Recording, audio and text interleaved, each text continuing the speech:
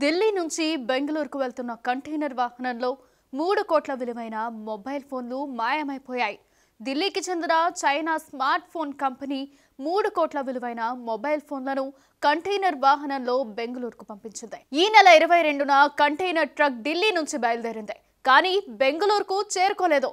అనుమానం వచ్చిన China company అధికారులకు కంటైనర్కు అమర్చిన జేపీఎస్ ద్వారా ట్రాక్ చేశారు. చిక్కబల్లాపూర్ రెడ్డి కొల్లార్హల్లి సమీపంలో కంటైనర్ పార్క్ అయి ఉన్నట్లు గుర్తించారు. దీంతో కంపెనీ ప్రతినిధులు కొల్లార్హల్లి వద్ద కంటైనర్ ట్రక్ ఉన్న ప్రదేశానికి వచ్చి చూసేసరికి కంటైనర్ ఖాళీగా ఉంది.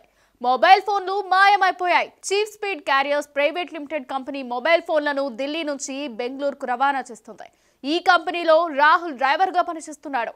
కంటైనర్లో మొబైల్ ఫోన్లు లోడ్ చేసుకుని బెంగళూరుకు బయలుదేరాడు. ఇక్కడ రాహుల్ తో పాటు 3 కోట్ల రూపాయల విలువైన మొబైల్ ఫోన్లు కనిపించకుండా పోయాయి. మొబైల్ ఫోన్ల చోరీపై చైనా కంపెనీ అధికారులు చిక్కబల్లాపూర్లోని పారేచంద్ర పోలీస్ స్టేషన్లో ఫిర్యాదు చేశారు. డ్రైవర్ రాహుల్ కోసం పోలీసులు గాలిస్తున్నారు.